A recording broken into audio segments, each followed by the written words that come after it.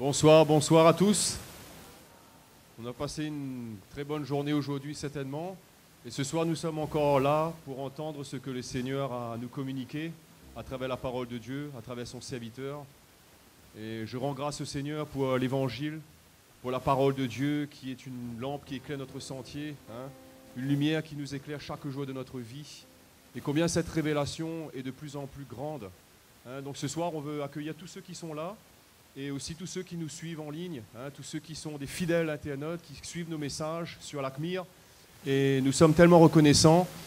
Et ce soir, allons pas tarder, allons pas perdre du temps, allons se mettre debout et allons rendre grâce au Seigneur. Parce qu'il nous a rassemblés dans ce lieu pour entendre sa voix, pour connaître ce qu'il a à nous dire. Nous sommes proches de son retour, nous ne savons pas quand il va revenir vraiment, mais nous savons que le temps est proche. Et ce séminaire pour moi est comme une bénédiction du Seigneur. Ça fait longtemps qu'on n'a pas pu se rassembler comme ça, avoir des moments de qualité comme ça ensemble. Et béni soit le nom du Seigneur. Béni soit le nom du Seigneur. Donc ce soir, tous ensemble, allons remercier Jésus. Seigneur, nous te remercions. Nous te rendons grâce. Parce que ces moments, c'est toi qui les as préparés. Tu les as choisis. Tu les as mis à part, Seigneur, pour que nous puissions nous rassembler ce soir. Nous, ton peuple ici, dans le nord et dans l'est, et tous nos frères et sœurs de l'île qui nous ont rejoints ce soir, et tous ceux qui nous écoutent en ligne, Seigneur, nous sommes tellement reconnaissants pour ce moment que tu nous donnes. Ce soir, tu as encore des paroles, tu as encore des dons et des talents à nous communiquer, tu as encore des trésors de la parole de Dieu que tu veux transmettre à chacun de nous. Alors mon cœur veut être prêt, Seigneur, ce soir. Mon cœur veut être prêt comme le cœur de ton peuple. Ce soir, nous sommes à ta disposition, Seigneur. Nous voulons te louer, nous voulons t'adorer et nous voulons écouter ta parole, Seigneur, dans le nom de Jésus-Christ. Béni soit ton nom pour ce moment ce soir. Que ton nom soit glorifié. Alléluia, mes frères et sœurs. Gloire à Dieu. Amen. Alléluia. Mon cœur se réjouit dans ta bonté, dans ta présence. Il y a tant de réjouissance chaque matin. Tu es tout près, quand bien me soit. Ta compassion me revêt, mon cœur se réjouit. Mon cœur se réjouit, oh Dieu. Tu es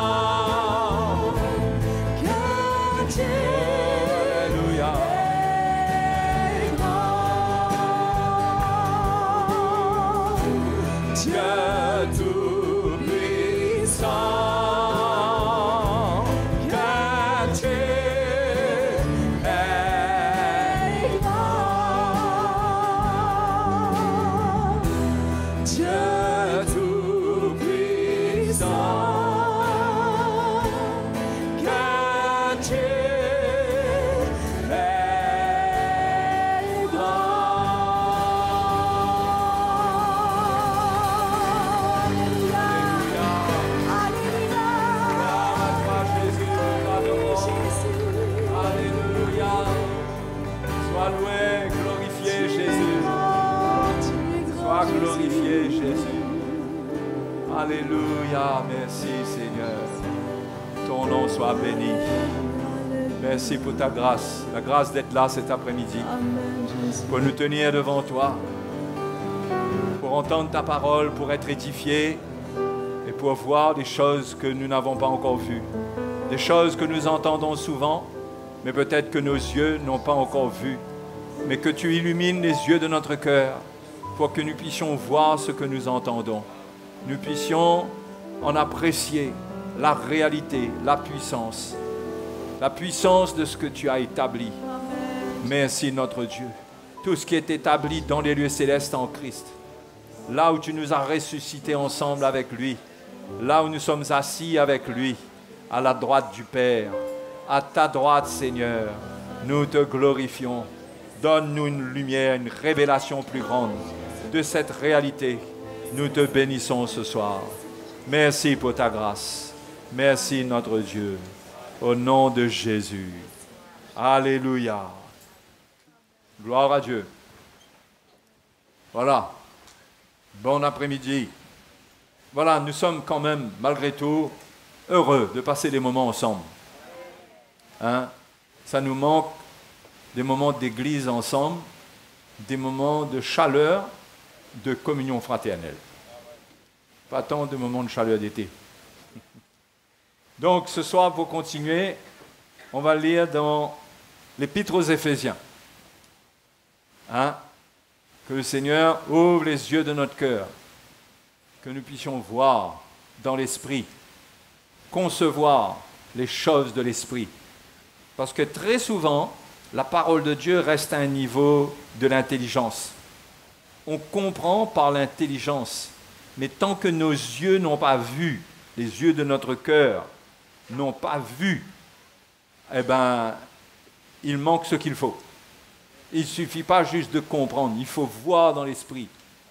Hein? C'est-à-dire qu'il faut que le cœur, ça ne se traduit pas par ces yeux-là, ça c'est pas comme si quand on voit dans l'esprit, on voit avec, tout d'un coup on voit quelque chose là, non.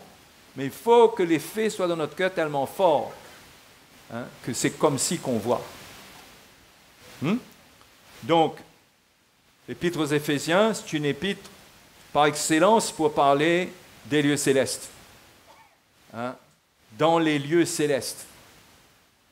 En fait, je crois que c'est la seule épître qui mentionne l'expression « les lieux célestes ». Paul donne la révélation de ce que nous sommes devenus en Jésus-Christ.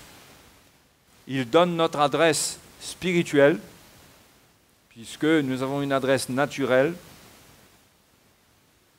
Vous savez où vous habitez, dans quelle commune, mais sachez que nous avons tous la même adresse spirituelle. Nous sommes dans les lieux célestes en Jésus-Christ. Hein? C'est pourquoi c'est facile de nous affecter les uns les autres. Il faut veiller les uns sur les autres, marcher dans la pureté de cœur, parce que tout ce qui se passe dans notre cœur, eh ben, ça rejaillit dans notre vie spirituelle. Hein? Et donc, Paul parle de cela, il commence, on va lire à partir du verset 1er, verset 1. Paul, apôtre de Jésus-Christ par la volonté de Dieu, aux saints qui sont à Éphèse et aux fidèles en Jésus-Christ. Et aux fidèles en Jésus-Christ. Il donne les deux adresses là. Il donne l'adresse des saints qui sont, où ça? À Éphèse. Et aux fidèles en Jésus-Christ. L'adresse spirituelle. Que la grâce et la paix vous soient données de la part de Dieu, notre Père, et du Seigneur Jésus-Christ. Et quand Paul dit cela, il dit au verset 3, « Béni soit le Dieu et Père de notre Seigneur Jésus-Christ, qui nous a bénis de toute bénédiction spirituelle dans les lieux célestes en Christ. » Ce qui veut dire que ce qui a été ordonné pour nous, la bénédiction divine prononcée en Christ pour tous ceux qui viennent, c'est la grâce et la paix. C'est ce que Dieu veut qu'on vive. Si on comprend le plan de Dieu, c'est ce qu'on va trouver dans nos vies, dans notre cœur, et au milieu de l'Église, la grâce et la paix. Si on se bat avec la chair, on n'aura pas la grâce et la paix. Si on retourne sous la loi, on n'aura pas la grâce, parce que c'est soit la loi, soit la grâce. Si on vit en Christ, c'est pour vivre et pour bénéficier de l'abondance de la grâce. Hein? Et par l'abondance de la grâce, on vit en paix. C'est pourquoi Paul dit que la grâce et la paix vous soient données. D'accord? Les deux marchent ensemble. Le deuxième étant la conséquence de la première chose, la grâce. Hein? La paix, la grâce produit la paix. Et c'est des bénédictions spirituelles. C'est pourquoi quand nous venons en Jésus, nous donnons notre vie à Jésus, nous trouvons la paix. Si vous avez connu le Seigneur, vos péchés ont été pardonnés, la grâce de Dieu agit et vous trouvez la paix et c'est miraculeux. Pourquoi? Parce que vous avez été transportés des ténèbres à la lumière. Vous avez quitté le domaine d'influence du diable, qui est un domaine de tourment, de condamnation, hein, d'accusation. Vous étiez fatigué par une conscience qui n'était pas purifiée et vous êtes passé dans le domaine de la lumière en Jésus-Christ, où il y a la grâce pour pardonner, et vous avez expérimenté quelque chose qui était vrai. Moi, je me souviens, la paix de Dieu est venue dans mon cœur. Et ça n'a pas tardé, ça n'a pas pris des minutes et des heures. Quand j'ai cru dans le Seigneur, j'ai mis ma foi en lui, mon cœur s'est ouvert à lui, la paix est rentrée dans mon cœur. Hein? Et je savais que j'étais devenu un enfant de Dieu. Vous voyez, maintenant, si vous ne demeurez pas en Christ, si votre vie, s'il n'y a pas d'obéissance à la parole de Dieu, eh bien, vous subissez en quelque sorte les attaques de l'ennemi. Ce n'est pas que le diable vient personnellement vous harceler toute la journée, mais vous retombez sous une influence qui n'est pas de Dieu. Et vous pouvez perdre votre paix, vous pouvez perdre votre joie, ça ne veut pas dire que vous êtes possédé, mais c'est que vous avez quitté l'influence de la grâce. La grâce, c'est une influence puissante de Dieu. Hein? Et même si en Christ, il y a des choses extraordinaires, mais il faut une identification à la parole de Dieu, hein, pour goûter à cette grâce pleinement, aux effets de cette grâce. Hein? Avoir cette paix, cette joie, être bien. C'est pourquoi le premier piège qui est tendu à l'Église, c'est le légalisme. C'est de retourner à la loi, parce que la loi ne peut pas donner la paix. Et quand on retourne vers la loi, on perd la grâce, et là, c'est le début de la fin pour nous, là. Hein? On commence à être tourmenté, à être condamné, à être fatigué. C'est pourquoi Paul dit dans Romains chapitre 4, ou Romains chapitre 5 plutôt, il dit, nous tenons ferme, nous demeurons fermes dans cette grâce. Nous demeurons fermes dans cette grâce. Hein? Même s'il y a des tribulations et des moments difficiles, nous demeurons fermes. Donc cette bénédiction, elle est pour nous, mais ce n'est pas automatique qu'on l'expérimente. Ça dépend de la foi, ça dépend de la lumière qu'on a, de la parole de Dieu, comment nous marchons avec Dieu. Parce que vous savez, nous pouvons être très, très sincères. Être très sincères. Nous naissons de nouveau ici. Je vous donne un exemple. Hein? Nous sortons d'ici et nous prenons le mauvais chemin.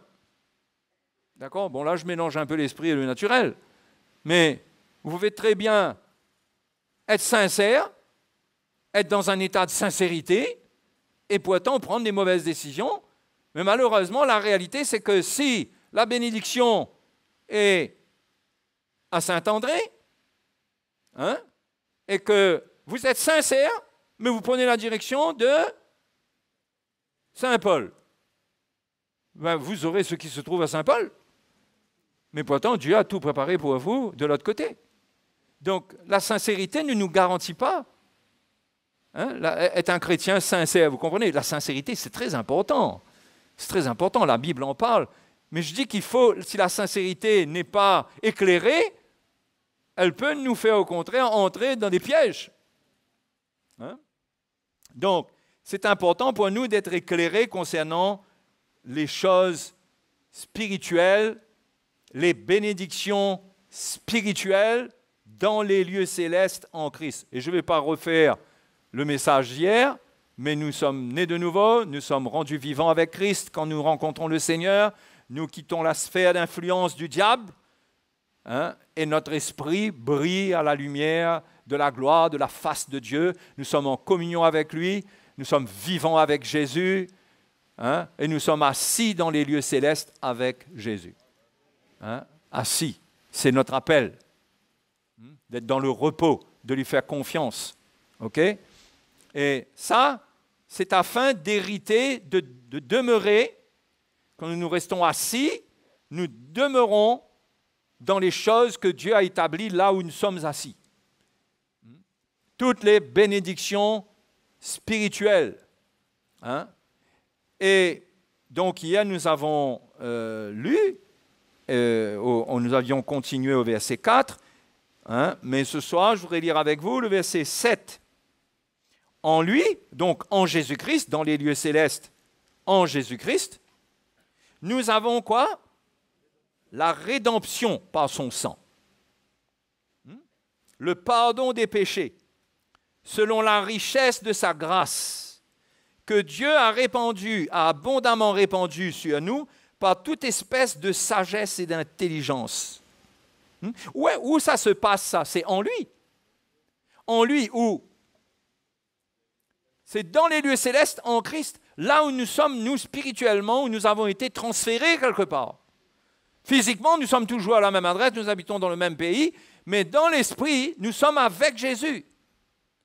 Nous avons quitté le domaine des ténèbres et en lui, nous avons la rédemption. C'est-à-dire que nous sommes des rachetés. Nous appartenons à Dieu totalement. Oh! Nous lui appartenons. Hein? Et quand Dieu a déclaré cela en Christ, Dieu ne revient pas sur sa parole. C'est établi.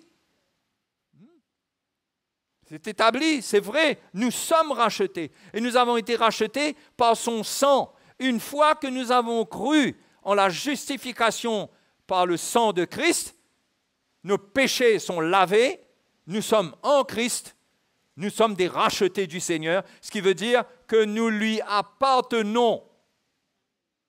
Nous avons été libérés de la condamnation, nous avons été libérés de la loi, nous avons été libérés de la demande de la loi, même si nous n'étions pas sous la loi, mais elle agissait quelque part dans notre conscience. Nous avons été libérés de tout cela. Nous avons trouvé la paix de Dieu par cette rédemption. Et il faut comprendre que parce que nous sommes dans les lieux célestes en Jésus-Christ, et parce qu'il y a la rédemption dans les lieux célestes en Jésus-Christ, là où nous sommes, Dieu a répandu sa grâce avec abondance pour nous faire connaître. Hein? Il y a la grâce que Dieu a répandue par toute espèce de sagesse et d'intelligence.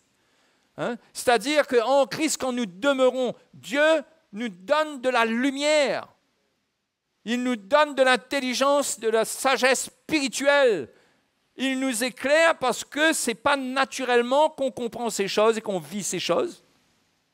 Hein? Ce n'est pas naturellement, c'est spirituellement. Donc, il faut que notre esprit soit éclairé. Hein? Et comme nous sommes en Jésus-Christ et que c'est spirituel, ce n'est pas naturel, Dieu nous équipe dans notre esprit. Parce que c'est facile pour nous de nous détacher de ce qui est spirituel. Parce qu'on s'attache plus vite à ce que l'on voit qu'à ce qu'on ne voit pas. Non? C'est pourquoi il faut être fortifié dans la foi et par la foi. Parce que quand la foi est dans le cœur de quelqu'un, il vit les réalités spirituelles, il vit selon les choses de l'esprit. Mais quand la foi n'est pas établie, eh bien, il va vivre selon les choses qu'il voit. Il devient un homme charnel. L'homme charnel, c'est celui qui vit selon ce qu'il voit. L'homme spirituel, c'est celui qui est édifié dans la foi et qui voit ce que Dieu a mis dans l'esprit. Donc, il faut la foi. Donc, Dieu veut nous éclairer et il veut répandre sur nous avec abondance de la sagesse et de l'intelligence. Il nous a fait connaître le mystère de sa volonté selon le bienveillant dessein qu'il avait formé en lui-même. Le bienveillant dessein. Ce qui est en Jésus-Christ pour nous, les frères et sœurs, c'est le témoignage parfait de la bienveillance de Dieu. C'est-à-dire que Dieu nous communique tous les effets de sa bonté, tout ce qui est bon pour nous, tout ce qui est bon pour que nous puissions arriver jusqu'à la fin de notre vie, existe en Jésus-Christ pour chacune de nos vies. Mais si nous n'en profitons pas, nous allons mourir misérables. Et nous pourrions même abandonner même la foi même, tellement nous serions découragés par l'effet qu'il y a de ne plus être sous cette grâce, de perdre la paix. Parce que, par exemple, on ne pardonne pas. Si on ne pardonne pas, on demeure en Jésus-Christ. On ne peut pas demeurer en Christ avec un cœur mauvais. Donc, il y a des choses, si on ne comprend pas, si on ne paye pas le prix, eh ben, on n'hérite pas, on n'a plus l'effet spirituel de la grâce sur notre vie. Et même au niveau de la compréhension du plan de Dieu, on ne comprend plus. Parce que, vous savez, on ne peut pas comprendre les choses de l'esprit par nous-mêmes. C'est une grâce. C'est écrit là, non? Hein? Selon la richesse de sa grâce que Dieu a répandue. Richesse de sa grâce que Dieu a répandue. Comment? La richesse de sa grâce se voit par l'intelligence que l'on a. Et quand on est coupé de la grâce, on perd l'intelligence spirituelle. On ne comprend plus les choses spirituelles.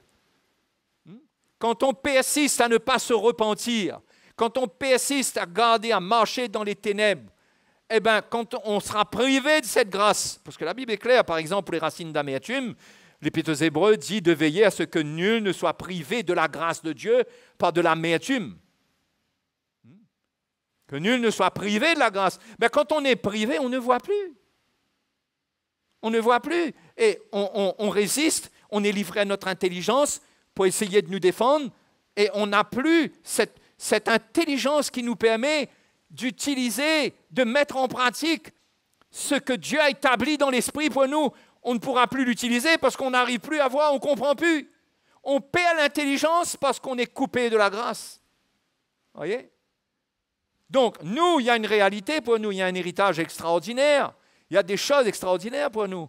Mais si notre cœur n'est pas en état, si nous négligeons la parole de Dieu, de mettre en pratique la parole de Dieu, eh bien, nous allons être privés, malheureusement, de ce que Dieu veut nous communiquer dans sa grâce. Et nous serons malheureux. Nous serons malheureux. Parce que le programme de Dieu, si vous lisez bien jusqu'à la fin, tout le chapitre 1, eh bien, quand même, c'est riche, quoi. C'est d'une richesse. C'est que Dieu nous a bénis de toute bénédiction spirituelle dans les lieux célestes en Christ. Et la liste en lui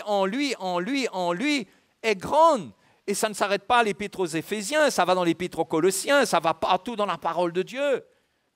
Comment? En Jésus-Christ, il y a des choses pour nous. Mais attention, la porte pour être en Jésus-Christ, c'est ton cœur. C'est ton cœur.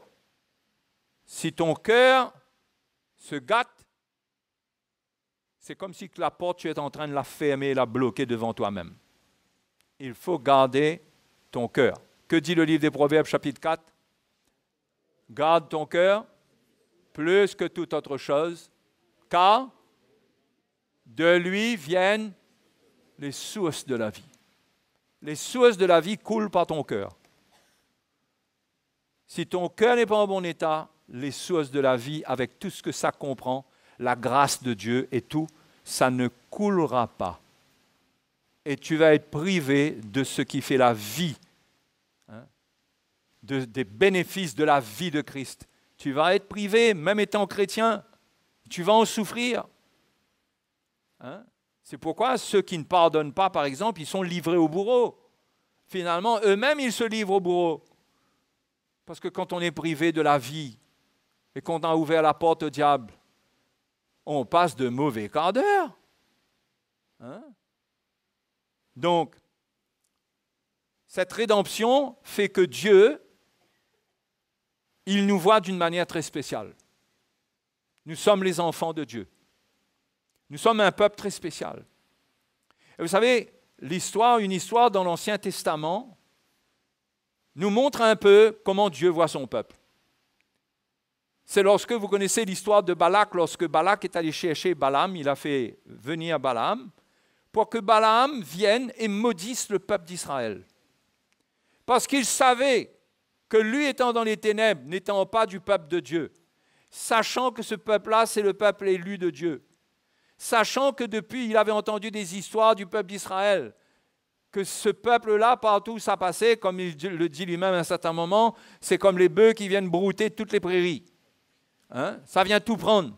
Il avait la peur, il avait la crainte de ce peuple. Donc, il a appelé Balaam, qui était un prophète qui vivait seul, c'était quelqu'un qui avait des expériences avec Dieu, qui était vrai, que Dieu avait mis à part, il n'y a pas de doute, et que Dieu utilisait pour révéler sa parole. Il n'y a pas beaucoup de détails sur son histoire, mais il était connu pour être celui vers qui on pouvait se tourner, pour avoir la parole de Dieu. Mais Balak, lui, il a demandé qu'il vienne, et viens et maudis-moi ce peuple, il dit. Et il voulait que Balaam maudisse le peuple d'Israël. Au moins à 3 reprises, il a organisé, il a parlé, il a essayé de convaincre. Et Balaam s'est retrouvé dans une position où il allait dire quelque chose. Mais à chaque fois, il faisait des sacrifices, il écoutait Dieu lui parler, et il y a un moment, il dit quelque chose d'intéressant concernant le peuple de Dieu. Et ça peut nous apprendre, nous encourager, pour nous regarder dans le miroir de Dieu. Comment Dieu nous voit? Comment Dieu voit son peuple? Quand Dieu appelle un peuple, comment il le voit? Et là, l'exemple que je vais vous donner, c'est le peuple de l'Ancienne Alliance. Nous sommes le peuple de la Nouvelle Alliance. Nous n'avons pas été rachetés par un agneau dont le sang a été mis sur les linteaux et le linteau et les poteaux des portes. Hein, le sang d'un animal, nous avons été rachetés par le sang de Christ. Donc, tout ce qui se dit sous l'Ancienne Alliance n'est rien comparé à ce que nous pouvons vivre sous la Nouvelle Alliance. Et si nous voyons le regard de Dieu dans Nombre, chapitre 23, verset 18, on va voir que Dieu a un regard très spécial. Hein, très spécial. Balaam prononça son oracle. Et là, n'oubliez pas que Balak s'attend à ce qu'il maudisse le peuple d'Israël. Lève-toi, Balak, écoute. Prête-moi l'oreille, fils de Tsippor. Dieu n'est point un homme pour mentir, ni fils d'un homme pour se repentir. Ça, c'est un verset que vous devriez souligner, apprendre par cœur, ça. Ce qu'il a dit, ne le fera-t-il pas? Ce qu'il a déclaré, ne l'exécutera-t-il pas? Voici, j'ai reçu l'ordre de bénir. Il a béni, je ne le révoquerai point. Donc, on voit ici que Balaam ne répond pas à la demande de Balak. Il fait le contraire. D'ailleurs, au bout de la 3e fois, après la 3e fois, ça a agacé Balak et on dirait qu'il y avait une menace même sur la vie de Balaam. Il a dit, allez, fuis, va-t'en, parce que, voilà, on dirait que l'Éternel veut te priver des honneurs que je veux te rendre. Voilà comment il a tourné ça, lui, Balak. Hein? Mais Balaam n'a pas cédé, même si il a eu un épisode sur lequel je passerai, hein, avec le Seigneur a dû l'arrêter, parce qu'il avait une petite faiblesse, la faiblesse des honneurs et de l'argent. La Bible parle du salaire de l'iniquité. Il va tomber dans cette tentation plus tard. Mais là, il résiste. Et il montre que ce que Dieu déclare sur son peuple, Dieu ne s'en repent pas, Dieu ne ment pas. Ce que Dieu a dit, il va le faire. Ce que Dieu déclare, il va l'exécuter. Le verset 21 dit, regardez comment Dieu voit son peuple. Il n'aperçoit point d'iniquité en Jacob. Il ne voit point d'injustice en Israël. Là, on parle d'un peuple rebelle. Hein? Depuis l'Égypte, là, ils se rebellaient. Là, on ne parle pas de l'état du peuple, on parle de la manière dont Dieu voit ce peuple. Parce que Dieu l'a sanctifié, Dieu l'a mis à part. Ça ne veut pas dire que Dieu, il ne voit pas le péché, puisque dans la parole de Dieu, on voit bien que Dieu a jugé, Dieu a parlé, etc. Mais dans son approche de son peuple, hein, il ne traite pas son peuple de n'importe quelle manière. Et même, il y a un miracle, c'est qu'il n'aperçoit point d'iniquité en Jacob, il ne trouve point d'injustice en Israël. L'Éternel, son Dieu, est avec lui. Il est son roi, l'objet de son allégresse. Dieu les a fait sortir d'Égypte. Il est pour eux comme la vigueur du buffle. L'enchantement ne peut rien contre Jacob, ni la divination contre Israël. Si ça, c'était vrai pour le peuple d'Israël, ce n'est pas encore plus vrai pour nous? Si vous êtes né de nouveau, vous avez peur de la sorcellerie, vous? Ah, bon, ça, c'est un exemple. Vous êtes né de nouveau, vous êtes en Christ. Ça, mes frères et mes sœurs, ça nous témoigne de la manière dont Dieu voit le peuple qu'il appelle. Quand on dit qu'il n'aperçoit point, ça veut dire qu'il ne regarde pas. Dieu n'entre pas en contestation avec nous à cause de nos faiblesses. Nous avons un grand privilège. Nous pouvons nous présenter devant Dieu avec nos faiblesses, c'est-à-dire que nous ne sommes pas parfaits. Mais Dieu, à cause du sang de Jésus, il ne faut pas oublier, la rédemption a été acquise par le sang de Christ, pas par nos mérites. Parce que si ce n'était pas nos mérites, Dieu reviendrait sur le deal entre nos mérites et lui, et ça serait remis en cause tous les jours. Parce qu'il y aurait des moments où on ne mériterait pas du tout. Donc, Dieu n'a pas mis dans la balance l'histoire des mérites. Il a envoyé Jésus accomplir un sacrifice pour nous. C'est Christ qui a tout accompli pour nous. C'est Jésus qui répond pour nous, pour nos péchés. Et Dieu nous voit en Jésus. Donc, nous sommes cachés avec Jésus, en Dieu. Et comme Dieu ne voit pas le péché en son Fils, il voit le péché sur son Fils, il a vu cela à la croix. Il ne voit plus le péché sur son peuple, il voit un peuple qui maintenant veut marcher avec lui, veut le chercher, lui appartient, parce qu'il a mis à part par son sang. Ça ne provient pas des mérites de l'homme, et c'est pourquoi c'est quelque chose que Dieu a décidé de faire par Jésus-Christ, et c'est pourquoi ça a donné à Dieu le regard qu'il a voulu avoir sur son peuple, qui ne dépend pas de son peuple. Donc nous pouvons nous approcher de Dieu avec liberté. Ce n'est pas un encouragement pour vivre dans le péché et marcher dans les ténèbres, parce que le péché ne change pas sa nature, ça détruit l'homme. Le péché ne plaît pas à Dieu, c'est clair. Mais tant que quelqu'un dans son cœur, il marche dans la lumière avec Dieu, il peut être faible, mais il marche dans la lumière, il ne veut pas vivre dans le péché, il veut être édifié, lui, il veut plaire à Dieu, il marche selon l'esprit et non selon la chair. Eh bien, l'effet de la paix qui est dans le royaume de Dieu est pour lui. Et Dieu sera avec lui. Oui, il arrivera qu'il tombe, il arrivera qu'il dira ce qu'il ne faut pas, ou qu'il pensera ce qu'il ne faut pas, ou je ne sais pas. Mais dans son cœur, il y a une repentance, il y a un esprit de repentance. Vous savez, c'est une chose que de se repentir. C'est autre chose que d'avoir un esprit de repentance. Quand on a un esprit de repentance, c'est permanent. C'est un état de cœur où on renonce au péché. Déjà, là, il y a la repentance pour n'importe quoi qui peut arriver. Est-ce que vous comprenez? Il y a déjà un état d'esprit de repentance. Avant même que les choses viennent, il y a un état de cœur pour rejeter le mal. Donc, Dieu voit son peuple comme ça. Il ne voit pas d'iniquité. Il ne voit pas le péché parce que ceux qui sont à lui, ils s'éloignent de l'iniquité.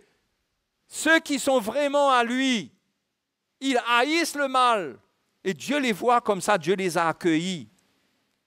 Dieu nous a accueillis, mes frères et sœurs. Hein? Je ne sais pas si vous êtes heureux de cela. Je ne sais pas si vous réalisez que nous ne pouvions pas accéder à cette grâce. C'est lui qui a tout accompli pour nous. C'est lui. Personne d'autre. Hein? Donc, moi, je vous encourage, les frères et sœurs.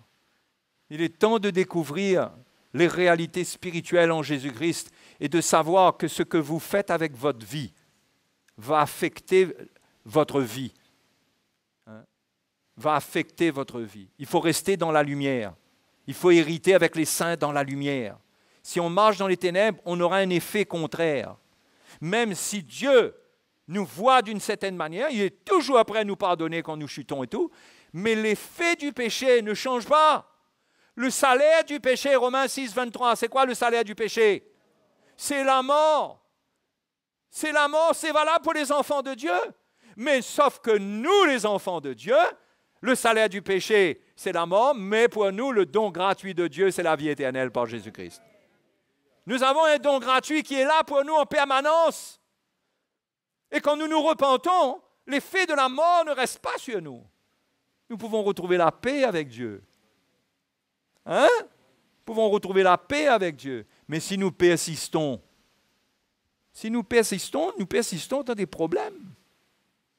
Parce que ça va nous décourager, parce que l'effet des ténèbres sur notre vie, ça va nous décourager, ça va créer des problèmes dans notre vie. Le diable pourra avoir accès. Vous êtes d'accord que le diable peut avoir accès dans la vie d'un chrétien? Sinon, pourquoi Éphésiens 4 dirait « Ne donnez pas accès au diable » ? C'est l'Épître aux Éphésiens qui dit ça. Regardez Éphésiens chapitre 4, verset 27. Chapitre 4. Et ne donnez pas accès au diable. Le verset d'avant dit, si vous vous mettez en colère, ne péchez point, que le soleil ne se couche pas sur votre colère, et ne donnez pas accès au diable. Et il continue que celui qui dérobe ne dérobe plus, que le voleur arrête de voler, etc., etc. Parce que si tu recommences avec les choses qui ne sont pas bonnes, tu donnes accès au diable. C'est la parole de Dieu. Ce n'est pas moi qui le dis. S'il y a de la colère et que tu demeures avec la colère, quand le soleil se couche, la noirceur de la nuit arrive. Et les ténèbres, c'est noir. C'est l'image de l'ennemi. C'est son heure. C'est le moment où il faut fermer la porte avant d'aller dormir. Non. Il faut fermer la porte avant d'aller dormir. Parce que le voleur, c'est la nuit surtout. Bon, il y a des voleurs qui sont encore plus futés. Il y a n'importe quelle heure maintenant, ils frappent. Mais les voleurs, c'est connu pour agir pendant la nuit. Majoritairement, parce que c'est l'heure où on ne le voit pas. Donc, on voit qu'on peut donner accès au diable. Pourquoi est-ce qu'on peut donner accès au diable? Parce que, regardez Éphésiens chapitre 6.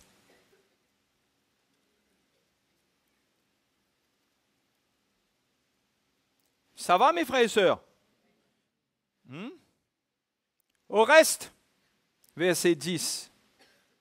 Fortifiez-vous dans le Seigneur et par sa force toute puissante, revêtez-vous de toutes les armes de Dieu afin de pouvoir tenir ferme contre les ruses du diable. Parce que les ruses du diable, c'est de vous amener à déménager, à sortir de votre cachette avec Christ, à vous exposer spirituellement avec un état de cœur qui n'est pas bon. Car nous n'avons pas à lutter contre la chair et le sang, mais contre les dominations, contre les autorités, contre les princes de ce monde de ténèbres, contre les esprits méchants. Tout ça, ça parle de l'ennemi dans les lieux célestes. Pas dans les lieux célestes en Christ, mais dans les lieux célestes. Vous comprenez où habite votre ennemi? L'ennemi habite lui aussi dans les lieux célestes, c'est des êtres spirituels. Les êtres spirituels habitent dans les lieux célestes. Dans les lieux célestes, il y a les anges, il y a tout ce qui est spirituel et dans les lieux célestes. Nous, parce que nous sommes nés de nouveau, nous sommes devenus vivants, des êtres spirituels vivants avec Dieu, eh bien, nous avons nous aussi une présence dans les lieux célestes en Christ. Donc la bataille, c'est dans les lieux célestes. Est-ce que vous comprenez là? Et le diable, lui, c'est dans les lieux célestes qu'il trouve l'accès. C'est dans les lieux célestes, quand vous lui donnez accès, c'est dans les lieux célestes que les choses se passent, que l'ennemi agit. On ne le voit pas agir, mais il y a des choses qui se passent. Parfois, les situations empirent. Parce qu'on ne s'identifie pas au Seigneur, à la croix. On ne prend pas notre croix pour lui résister.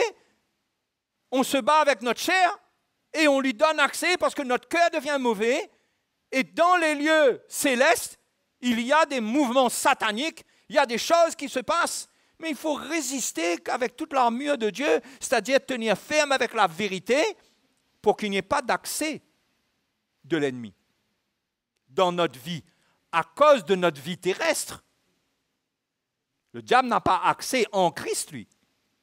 Mais notre vie qui est représentée sur cette terre, elle peut prendre des coups. Nos circonstances, notre mariage, tout peut être secoué. Mais c'est secoué à partir des lieux célestes. C'est pourquoi Paul parle des lieux célestes. Il dit les dominations, les autorités, etc. Ils sont dans les lieux célestes. Il faut prendre l'armure de Dieu. Donc, un chrétien, pour qu'il accorde sa position terrestre et accorde sa position spirituelle, il doit être équipé spirituellement. S'il résiste spirituellement, il a gagné. Ça n'empêchera pas que dans ce qui est terrestre en lui, il peut souffrir. C'est pourquoi un chrétien peut souffrir la persécution. Comprenez? Parce que l'ennemi peut ne pas nous toucher directement, mais il peut inspirer des gens parce qu'il travaille dans les lieux célestes et il a accès sur l'humanité.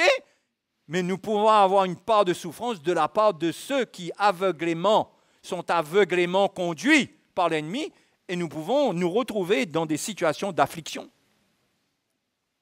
Est-ce que vous comprenez là? Parce que si nous n'étions qu'un esprit, nous serions en Jésus-Christ totalement protégés. Mais nous habitons sur la terre avec des pécheurs qui sont inspirés par l'ennemi, qui sont conduits par l'ennemi. Et il y a toutes sortes de pièges pour les enfants de Dieu. Et c'est pourquoi la Bible parle des ruses du diable. Paul parle des ruses du diable. Il ne faut pas croire qu'on est assez intelligent pour affronter les armées sataniques. Il ne faut pas le croire, parce que nous ne voyons pas suffisamment dans l'esprit pour comprendre qu'est-ce qui se passe.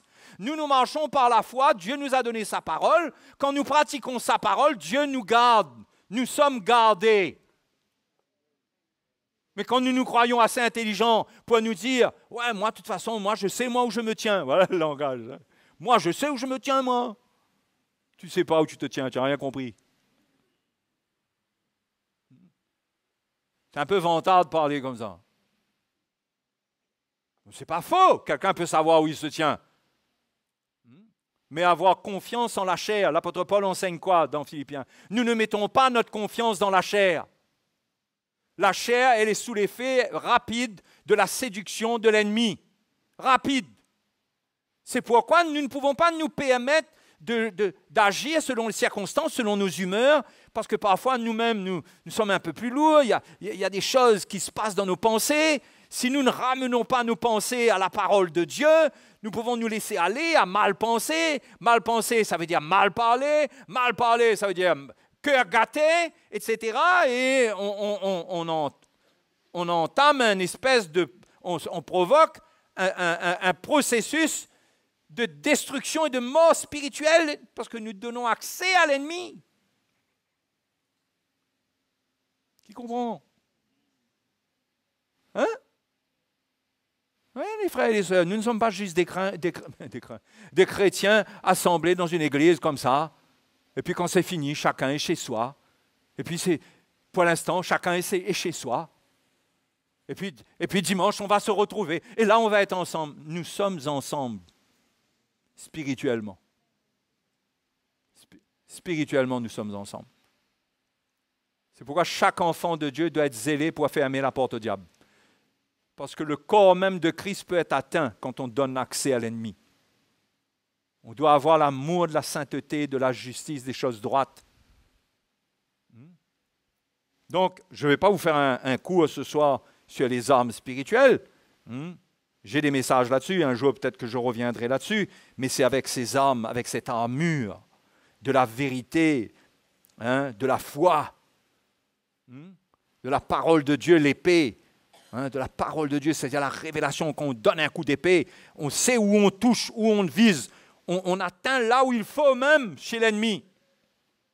Mais mes frères et mes sœurs, une chose est certaine, c'est que lorsque notre vie, nous marchons dans l'obéissance et dans la crainte de Dieu, et nous comprenons comment le royaume de Dieu fonctionne, c'est très puissant.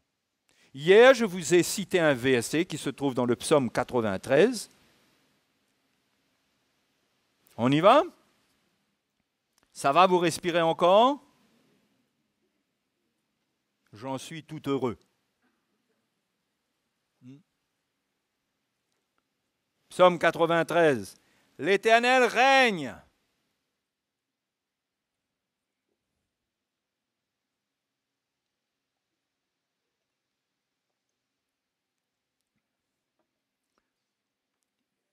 L'Éternel règne, il est revêtu de majesté, l'Éternel est revêtu, il est ceint de force. Regardez pourquoi le psalmiste présente Dieu comme ça là. Aussi le monde est ferme mais il ne chancelle pas. Vous savez qui tient le monde?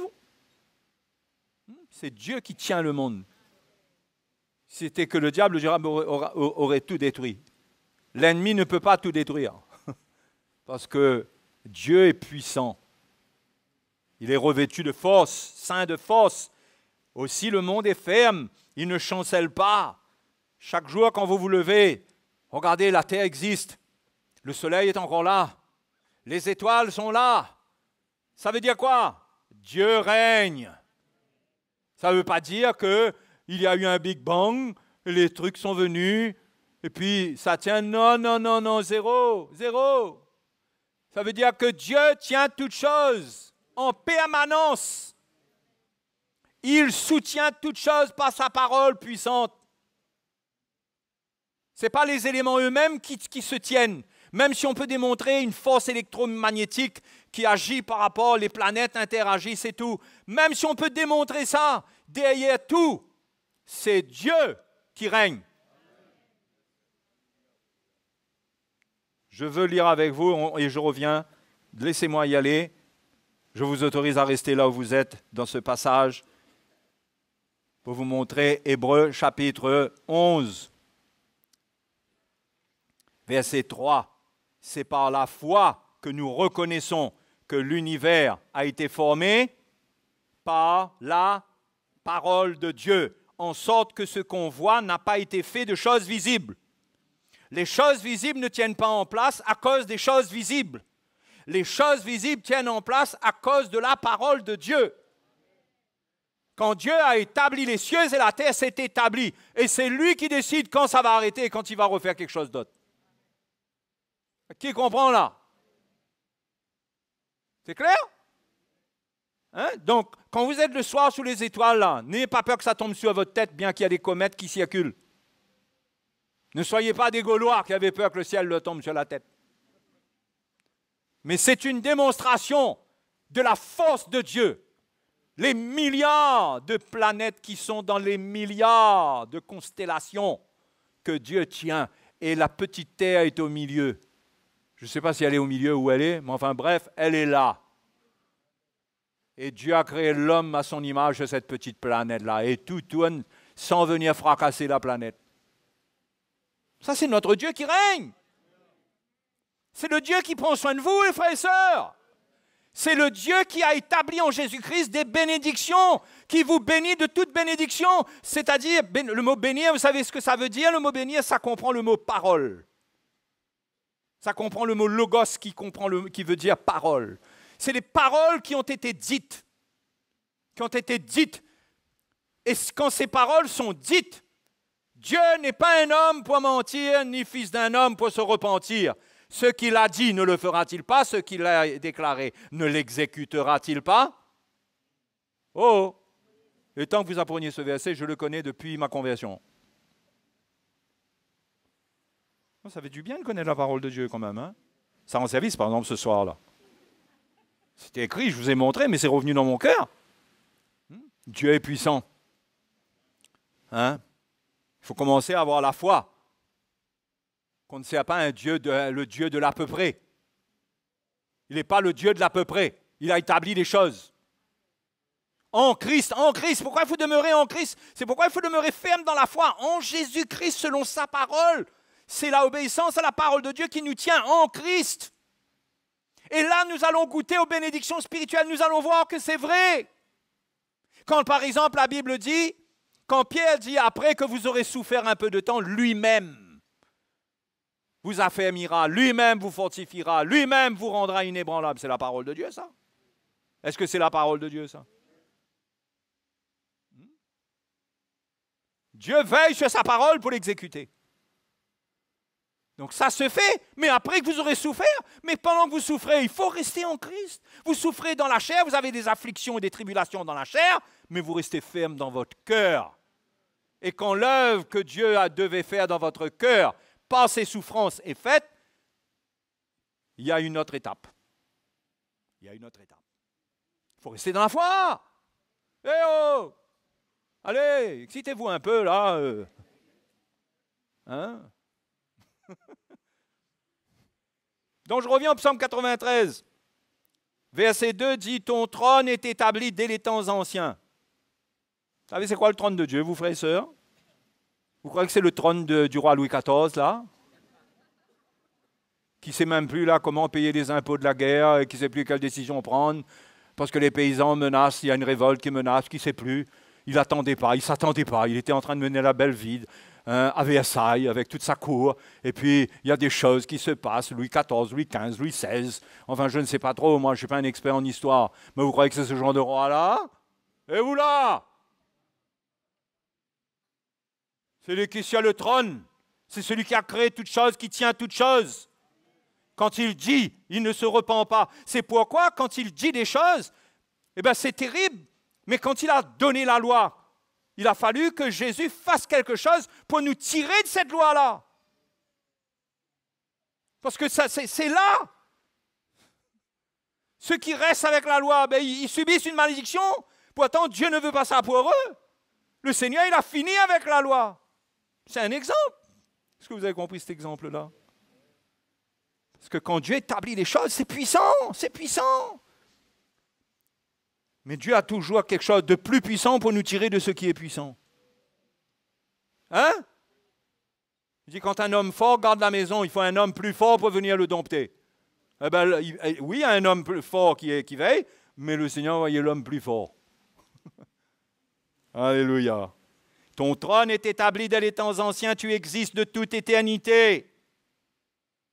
Seigneur, c'est quoi ta date de naissance? Il n'y a pas de date de naissance. Extraordinaire. Verset 3. Les fleuves élèvent, ô Éternel, les fleuves élèvent leur voix. Les fleuves élèvent leurs ondes retentissantes. C'est une image des nations, de ceux qui sont contre Dieu. C'est une image de l'ennemi qui veut agir. Les fleuves élèvent leur voix. C'est-à-dire de partout, on crie contre nous. Plus que la voix des grandes, des puissantes eaux, des flots impétueux de la mer, l'Éternel est puissant dans les lieux célestes. Plus que, d'ailleurs la Bible dit dans Ésaïe 59 que lorsque l'ennemi viendrait comme un fleuve, l'Esprit de l'Éternel le mettra en fuite. Voilà un autre verset, apprenez par cœur. Ah oui, on va commencer à vous donner des trucs à apprendre par cœur.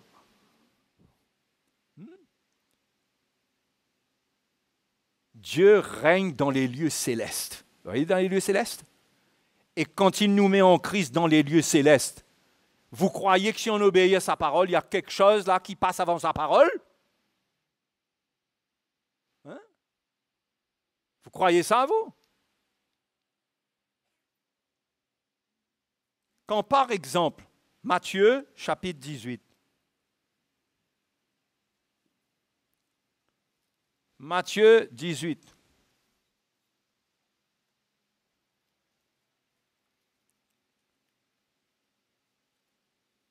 Verset 15. Si ton frère a péché, Matthieu 18, 15. Si ton frère a péché, va et reprends-le entre toi et lui seul. S'il t'écoute, tu as gagné ton frère. Mais s'il ne t'écoute pas, prends avec toi une ou deux personnes afin que toute l'affaire se règle sur la déclaration de 2 ou de 3 témoins. S'il refuse de les écouter, dis-le à l'Église. Et s'il refuse aussi d'écouter l'Église, qu'il soit pour toi comme un païen et un publicain. Je vous le dis en vérité, tout ce que vous lirez sur la terre sera lié dans le ciel.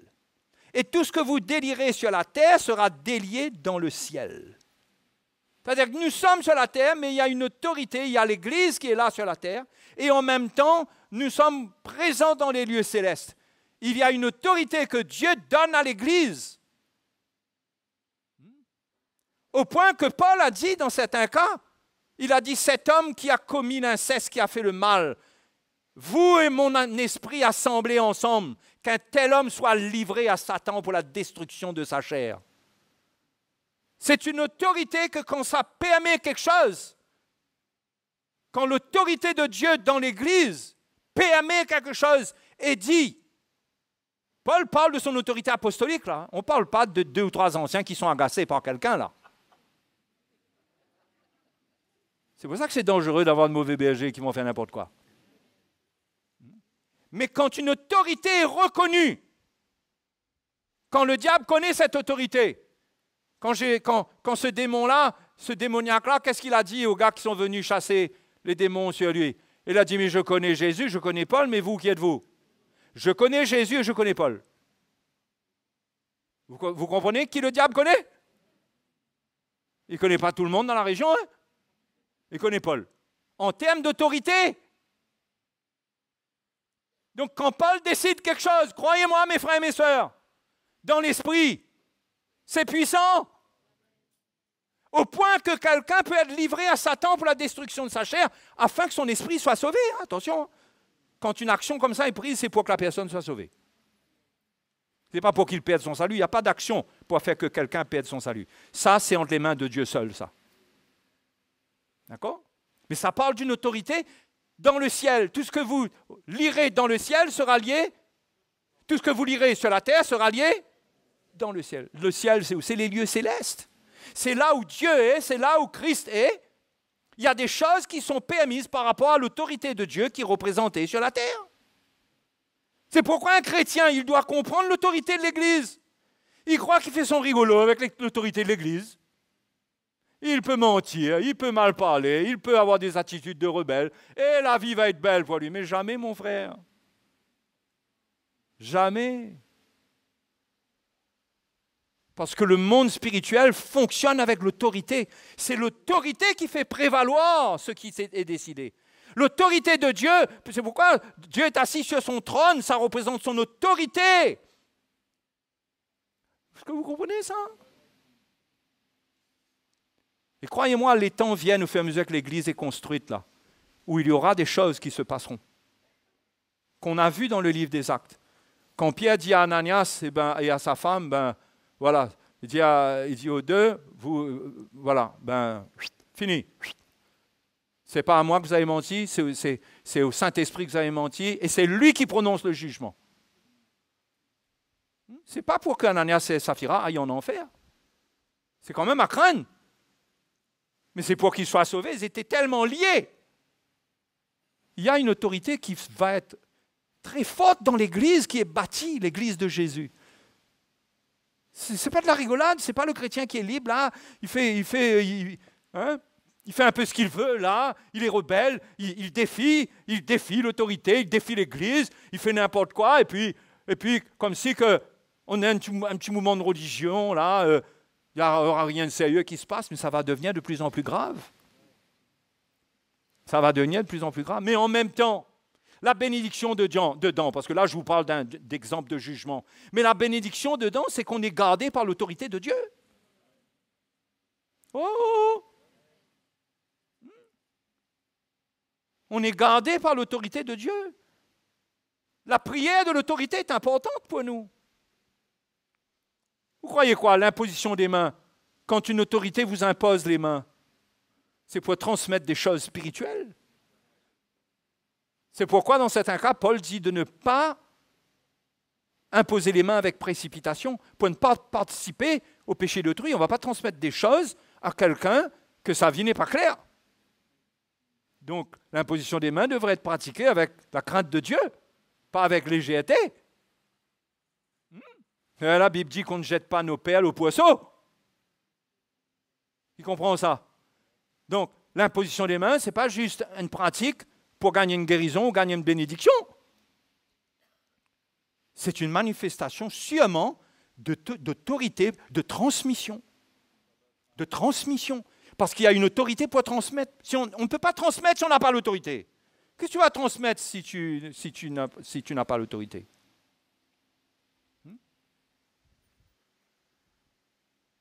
Je parle d'imposition des mains dans des cas précis, là. OK? Je ne veux pas généraliser. Des chrétiens peuvent se retrouver ensemble à prier pour un frère ou quoi. Il y a des choses qui peuvent se manifester. Mais je ne parle pas de ça, je parle de choses de l'esprit. Transmettre, établir. C'est pourquoi on ne devient pas serviteur de Dieu par soi-même. Qui t'a établi? On ne devient pas un ancien par soi-même. Qui t'a transmis ça? Ça vient de quelle autorité, ça? C'est pourquoi les gens qui se détachent, qui vont faire leurs histoires, ou si quelqu'un fait son mouvement à part, il faut le fuir. Il ne faut pas le suivre. Hein? C'est dangereux pour vous, parce que vous vous mettez sous une autorité, et Paul dit à Timothée que certains sont tombés dans les pièges du diable qui s'est emparé d'eux pour les soumettre à sa volonté. Il parle de serviteurs de Dieu. Et Paul dit à Timothée, parle-leur avec douceur, avec condescendance. Hein? Parle-leur en espérant, dans l'espérance que Dieu va les ramener, qu'ils reviendront à leur bon sens. Mais certains tombent dans les pièges de l'ennemi, ils ne réalisent pas, ils rentrent, ils quittent leur jolie demeure spirituelle, ils se laissent séduire, embarquer dans un plan qui va les détruire. Mes frères et sœurs, gardez-vous. Tout ce que je vous dis là, c'est spirituel ça. C'est spirituel. C'est pourquoi quand la Bible dit si quelqu'un est malade, qu'il appelle les anciens prient pour lui, la prière de la foi le relèvera. C'est quoi ça? Pourquoi la Bible dit ça? Pourquoi il faut les anciens? Tu ne peux pas faire ça, toi, à ta femme? Ou à ton mari, mettre l'onction d'huile à tes enfants comme ça? Ça, c'est les anciens, c'est écrit les anciens, oui ou non? Il n'y a pas un petit mouvement de famille, ça? Pourquoi? Parce qu'il faut l'autorité. Mais si on croit dans la parole de Dieu, mes frères et mes sœurs, si on croit dans l'autorité de Dieu, ça c'est la foi. Et on a la foi. Celui qui prie pour la personne a la foi que c'est comme ça. Celui qui reçoit, il a la foi que c'est comme ça. Là, oui, ça fait un Big Bang. La guérison naît. Hein? On peut s'attendre à de grandes choses quand on comprend dans l'esprit comment les choses fonctionnent et qu'on respecte le royaume de Dieu et l'autorité de Dieu, comme respectant Dieu lui-même. Au point que même les autorités du monde, il dit que le magistrat, il porte l'épée pour punir celui qui fait le mal et pour approuver celui qui fait le bien. Le magistrat, il dit donc que toute personne soit soumise aux autorités. On doit être soumis aux autorités. Paul donne l'exemple de l'impôt, etc. Il ne parle pas de ce qui concerne notre décision de conscience personnelle, que ce soit notre foi ou que ce soit autre chose. Okay? Mais il y a une soumission, c'est un motif de conscience que la soumission aux autorités. Pourquoi? Parce que dans l'esprit, c'est important. Dans les lieux célestes, dans le monde spirituel, c'est important que moi, je sois connu comme quelqu'un qui est soumis, que je suis en Jésus-Christ.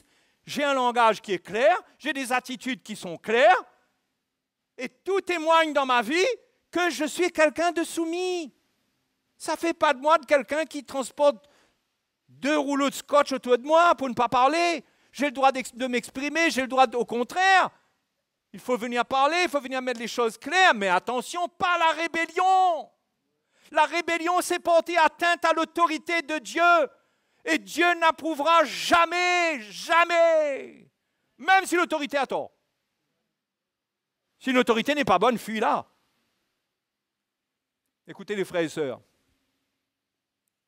Quand on regarde l'état d'Élie, qui était le souverain sacrificateur à l'époque, Élie était dans la compromission, dans le tabernacle avec ses fils et tout. Il était rejeté par Dieu. Dieu avait déjà dit à Samuel, Élie, tu peux dire au revoir à Élie parce que c'en est fini, je l'ai rejeté. Pourtant, ça s'est passé, ce rejet-là s'est passé après l'épisode que je vous donne.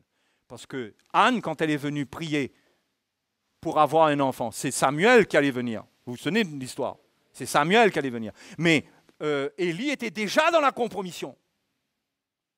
Il était déjà dans la compromission. C'était un homme qui ne comprenait pas les choses de l'esprit, qui vivait n'importe comment. Eh bien, qu'est-ce qui s'est passé? Qu'est-ce qui s'est passé? Elle était stérile. Et c'est sur la parole d'Élie. Élie Elle priait comme ça, elle priait. Et Élie était agacé par sa prière. Il dit, ma femme, femme, va laisser ton vin, va cuver ton vin en quelque sorte. Mais elle était dans la souffrance, elle priait pour un enfant. Et qu'est-ce qu'Élie a dit? Que l'Éternel t'accorde ce que tu as demandé. Elle est tombée enceinte, elle a eu un enfant. Elle était stérile, hein? Et Élie était dans un état, il n'était pas terrible, hein? Mais il était l'autorité de Dieu. Moi, je vous dis, frères et sœurs, c'est pas que les serviteurs de Dieu ont l'immunité parlementaire, hein, pas du tout. Le premier qui donne l'exemple de repentance, s'il fait une faute, ça doit être le serviteur de Dieu. Au fait, c'est aussi afin que son autorité ne soit pas corrompue. Il doit se repentir, il doit se garder du mal. Okay? Sinon, lui aussi, il s'engage dans un terrain où le cœur devient dur, de plus en plus dur, de plus en plus légaliste. Mais attention, vous avez affaire à l'autorité de Dieu. Hein? Vous avez compris ce que je viens de dire là? Non, mais je ne sais pas si vous comprenez ce que je suis en train de dire. Parce que ça ressemble, là je ressemble à quelqu'un qui est en train de chercher à me protéger peut-être, mais ce n'est pas du tout le cas. Je suis en train de vous enseigner les choses spirituelles, les choses qui sont déterminantes dans les lieux célestes, qui feront de vous quelqu'un qui va donner accès au diable ou pas, qui feront de vous quelqu'un qui reste soumis et qui est sous la protection de Dieu. Et on a lu, l'Éternel est puissant dans les lieux célestes. Et quand l'Église permet quelque chose, quand l'autorité de l'Église permet quelque chose, ça arrive. Pourquoi? Parce que Dieu fait ce qui est décidé et dans les lieux célestes, c'est en action. Le diable ne peut plus rien, ne peut rien contre ça. Parce que dans les lieux célestes, quand les fleuves s'élèvent, quand l'ennemi se lève comme un fleuve, il veut venir là raser tout, la puissance de Dieu s'oppose à cela et le fleuve se met en fuite. Vous comprenez? Mais si vous ne restez pas en Christ, dans une attitude de cœur qu'il faut, vous allez vous retrouver dans des problèmes, et des problèmes graves et de plus en plus confus. Vous serez de plus en plus dans la confusion. Le diable, c'est l'art de la confusion. C'est le confusionnaire spécialiste en confusion. Oui, vous allez vous mettre dans la confusion. Oui, mais elle a dit ça, ben non, elle n'a pas dit ça. Elle a dit, mais non, ben finalement, c'était pas ça. Elle dit, ah bon, ben non, tu as mal compris. C'était pas ce que j'ai voulu dire. Ah bon, c'était pas ça. Mais là, j'ai eu le temps de gâter mon cœur. Ben pardonne-moi. Ah oui, ben c'est facile maintenant, pardonne-moi. Mais pendant ce temps, tu as eu le temps de dire tout ce mal-là. Tu as eu le temps de penser tout. Vous comprenez le sirop?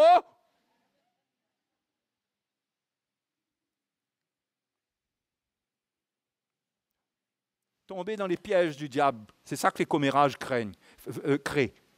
C'est comme on prend un fil là, on fait tourner dans la salle, un gros fil là, on fait tourner mon cause, on fait tourner, on amarre tout le monde au fur et à mesure. Il passe avec un, ça passe avec l'autre, on passe comme ça passe, jusqu'à ce que tout le monde est bloqué sur la chaise. Il dit, ben, qu'est-ce qui se passe là? On n'arrive plus à se lever.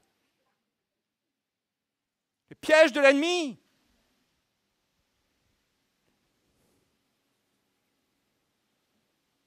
Tout ce que vous délirez sur la terre sera délié dans le ciel. Je vous dis encore que si deux d'entre vous s'accordent sur la terre pour demander une chose quelconque, elle leur sera accordée par mon Père qui est dans les cieux. Car là où 2 ou 3 sont assemblés en mon nom, je suis au milieu d'eux. Vous croyez quoi là? C'est simplement 2 chrétiens qui disent hey, je cherche 2 personnes pour s'accorder avec moi là. Viens mon frère, viens t'accorder avec moi. Ma soeur, viens t'accorder. On va être 2 ou 3, c'est ce que la Bible dit. Allons nous accorder. Je ne suis pas sûr que ça parle de ce genre d'accordage. Ça parle de la manifestation de l'autorité dans des situations qui ont besoin d'être réglées.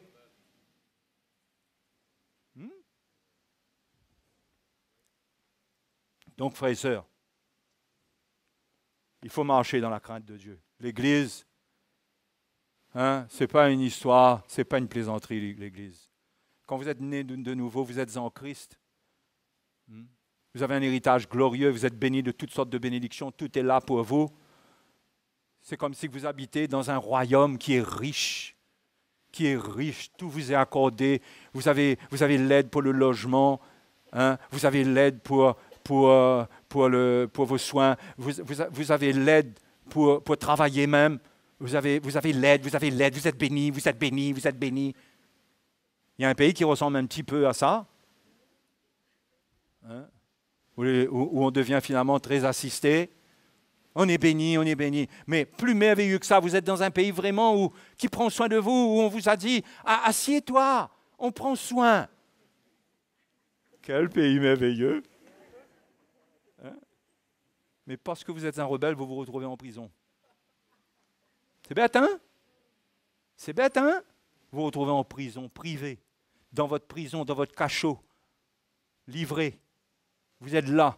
Et à l'extérieur, là, c'est les bénédictions. L'autre sert le Seigneur, l'autre, il expérimente des miracles. Et vous êtes bloqué derrière les barreaux d'amertume que vous avez dressés vous-même. Et vous êtes privé dans le pays le plus riche. Et bien ça, je suis en train de vous raconter l'histoire du croyant, du chrétien qui ne garde pas son cœur, qui agit n'importe comment, qui parle n'importe comment, et qui s'enferme lui-même, qui fait son propre cachot. C'est l'histoire malheureuse de beaucoup de chrétiens qui refusent de se soumettre à l'Évangile. Je termine, je vous dis, n'en faites pas votre histoire. N'en faites pas votre histoire. Surtout pas. Repentez-vous. Réglez votre cœur. Amen. Pour être bien. Pour avoir quoi? Les deux éléments, c'est quoi? Hein? Au départ, le Éphésiens 1. Pour avoir quoi? La grâce et la paix. Alléluia. Je veux la grâce et la paix. Alléluia. Vous allez trouver la force de vous lever, même si vous êtes un peu faible, à cause de la chaleur. Et on va remercier le Seigneur ce soir. On ne va pas tarder, on ne va pas s'affaiblir, parce que demain, on doit se retrouver ici. Mais j'espère que vous êtes encouragés de voir ces choses. Et surtout, j'espère que vous allez mettre en pratique. Que vous n'allez pas sortir de là simplement dire, ben oui, on a été encouragés. C'est comme ces femmes qui, lorsque Jésus est allé mourir, hein, et Jésus disait, oh, heureuses les mamelles qui t'ont allaité. Et Jésus se retourne et leur dit, heureux surtout ceux qui écoutent la parole de Dieu et qui la mettent en pratique. C'est ça qui compte. C'est pas avoir passé un bon moment ce soir. Moi, je suis content, on passe un bon moment quand même là. On va quand même... ça compte pas. On est content, on est édifié. Mais attention, c'est pas ça qui compte. Mettez en pratique. Mettez en pratique. Sinon, vous allez être un chrétien, vous allez être là, vous allez attendre que Dieu prenne soin de vous, attendre que la porte ouvre pour un travail, attendre pour qu'on guérisse, attendre pour que tout aille mieux pour vos enfants. Hein? Et là, vous attendez sur Zoom pour qu'on prie que votre enfant ait son diplôme. Il n'y a pas de problème, mais ça vous fait vivre dans une attente terrestre. On perd la vision des choses spirituelles. On est malheureux. Ok? Comprends? Alléluia. On a un grand royaume. Un royaume puissant, conduit par un grand roi. La Bible l'appelle le roi des rois, c'est-à-dire il n'y a point de roi sur la terre qui décide à sa place. C'est lui qui décide, c'est lui qui conduit les nations, c'est lui qui renverse les hommes, c'est lui qui met en place des hommes. C'est lui qui fait sa volonté. Personne ne peut s'opposer parce qu'il est puissant dans les lieux célestes. Quand le diable dit, ben moi, j'ai quelqu'un là que je vais faire mettre en place là, prochaines élections. Si ce n'est pas quelqu'un que Dieu a déterminé, l'Éternel est puissant dans les lieux célestes, l'Éternel renverse. Il peut faire ça. Je ne suis pas en train d'encourager, je ne suis pas en train de faire de la politique là. Je vous explique dans l'esprit comment les choses sont. L'homme croit qu'il décide par lui-même. Dieu décide. En une nuit, Dieu renverse un roi et met quelqu'un d'autre à la place. Ou Dieu protège un roi pour qu'il ne soit pas renversé. Dieu fait ce qu'il veut. Vous croyez que nous avons un Dieu comme ça? Dieu fait ce qu'il veut. Pour votre vie, Dieu fait ce qu'il veut. Pour votre travail aussi, oui, il prend soin de nous dans les choses matérielles. Il fait ce qu'il veut. S'il a décidé que tu arrêtes de travailler, même si tu gagnes 3 000 € par mois, tu vas arrêter de travailler parce qu'il est puissant dans les lieux célestes. Il a décidé que tu arrêtes de travailler. Ça arrive, hein? Ça fait peur. C'est rare, mais ça arrive. Ça arrive qu'il décide, non, lui, je veux le mettre à part. Ah ben oui, mais ça arrive. C'est pas la peine d'aller se battre contre ça, aller faire petit trafic pour gagner de l'argent, pour gagner ceci. Moi, j'ai essayé, ça ne marche pas. Quand Dieu a voulu me mettre à part, j'ai essayé de faire une petite entreprise, j'ai essayé de faire ça. Et ma femme, ben, on va vendre un petit peu de ça, on va faire ça. Il n'y a rien qui marche. Parce que dans les lieux célestes, Dieu est puissant. Il ferme les portes. Quoi ici? La porte est fermée. Quoi par là? La porte ferme. Quoi là-bas? La porte ferme. On prend du temps pour apprendre à rester tranquille, je vous dis, moi. Apprenons à obéir. Alléluia. Merveilleux. Hein? Quoi vis à chanter, vous là, ma fille? Hein? Je me courbe à tes pieds. Pas mal. Mais merveilleux, merveilleux. Ça même. Il est merveilleux, notre Jésus. On doit lui être reconnaissant, on doit l'aimer. Il est merveilleux. Il est merveilleux. Et il a dit, petit troupeau, ne crains pas. Ne crains point, car votre Père a trouvé bon de vous donner le royaume. Et c'est ce Dieu-là que nous allons chanter. Et si quelqu'un ne chante pas, il a le droit de ne pas chanter. Mais célébrons le Seigneur. Alléluia. Gloire à Dieu. Merveilleux, Merveilleux. Jésus est merveilleux. Il est bon. Il est bon pour moi. Merveilleux. Oui. Jésus est merveilleux. Il est grand. Il est bon pour moi. Merveilleux.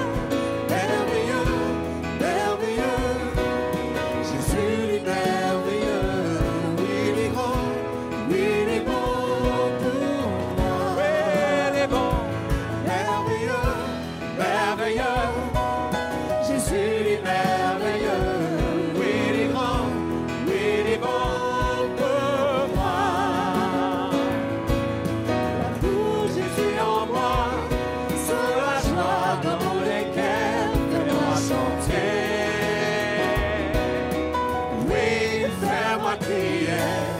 L'amour Jésus en moi, sur la joie dans mon cœur, fais-moi chanter. Oui, fais-moi crier. Merveilleux, il est merveilleux. Jésus est merveilleux. Oui, il est grand. Oui, il est bon pour moi. Merveilleux. Jésus est merveilleux. Oui, il est grand. Oui, il est bon pour moi. L'amour Jésus en moi. L'amour Jésus en moi. Sur la joie dans mon cœur, fais-moi chanter. Oui, fais-moi crier. L'amour Jésus en moi. Sur la joie dans mon cœur, fais-moi chanter. Oui, fais-moi crier. Merveilleux. Jésus est merveilleux. Oui, il est grand. Oui, il est bon pour moi. Merveilleux. Jésus est merveilleux. Oui, il est grand. Oui, il est bon pour moi. Il est grand. Oui, il est bon pour moi. Oui, il est grand. Oui, il est bon pour moi. Merveilleux.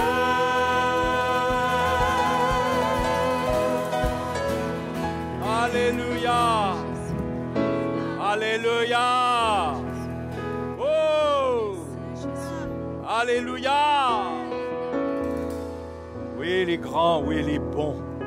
Quand la bonté de Dieu se marie avec sa grandeur, ça produit des miracles et des choses extraordinaires. Hein?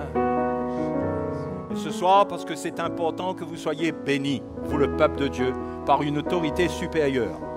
J'ai demandé au frère Joseph de venir là, de prier pour vous, de vous bénir dans le nom de Jésus, pour que vous puissiez aller en paix chez vous avec la grâce de Dieu. On ne va pas devenir religieux, hein? On ne va pas faire des trucs religieux, mais c'est vrai. Joseph, tu veux prier pour nous ce soir? Il va prier pour nous, il va prier avec nous et il va nous renvoyer chez nous dans le nom de Jésus. Toi la gloire, notre Dieu. Toi la gloire, Jésus. Seigneur, quelle grâce pour nous d'avoir été à l'écoute de ta voix, d'avoir entendu, Seigneur, tes déclarations pour nous. Et combien ce soir nous te prions pour que les choses que nous avons entendues soient gravées dans notre cœur. Que nous ne soyons pas les auditeurs oublieux, mais que nous soyons de Alléluia. ceux qui sont prêts, Seigneur, à le vivre, à le Ouais, mettre en pratique, Seigneur. se reposant sur toi et comptant sur ta grâce, afin que ta parole puisse avoir son effet dans notre vie. Quand tu nous dis, Alléluia. Seigneur, elle ne retourne pas à toi sans avoir accompli ton effet. C'est pourquoi ce soir, après avoir entendu, nous ouvrons notre cœur, parce que nous avons besoin de ton Saint-Esprit, afin que cela, Seigneur, devienne un fondement de notre vie. C'est pourquoi je te prie, Père, au nom de Jésus, d'ouvrir les cœurs et les yeux de chacun de nous, pour que nous puissions saisir pleinement ce que tu nous as accordé ce soir. Et que cela, Seigneur, nous la serrons de notre cœur. Et nous te disons merci pour tout ce que tu vas faire encore, Seigneur, à travers des paroles que nous avons entendues. Seigneur, merci pour ta grâce. Merci pour tout ce que tu vas faire. Que ta main soit sur ton Église et que ton Esprit, Seigneur, les remplisse. À toi toute la gloire. Merci, notre Dieu. Amen. Voilà, frères et sœurs, nous avons passé un moment extraordinaire dans la présence de Dieu. Amen. Donc, nous allons nous retrouver demain matin pour la 3e épisode. Ce n'est pas fini. Hein, nous vous invitons tous à être là. Et comme le frère Jocelyn nous disait, hier même, il a dit ça, allons préparer notre cœur avant de venir dans la présence du Seigneur. Hein, allons nous réveiller tôt et allons crier au Seigneur pour que rien ne nous échappe, mais que nos cœurs soient réellement touchés par la grâce de Dieu. Hein, allons nous préparer un terrain pour recevoir la parole de Jésus, pour que cela porte ses fruits en nous et que nous puissions en délecter. Amen. Donc, entrez chez vous, préparez le repas pour ce soir et pour demain, de manière que nous soyons à l'église tôt demain matin avec un cœur disposé. Amen. Que le Seigneur vous bénisse. Si tu envie, c'est l'amour, c'est la joie dans tous les cœurs, pendant Jésus. Non, t'es pas pour déçu. Si tu envie, c'est l'amour, c'est la joie dans tous les cœurs,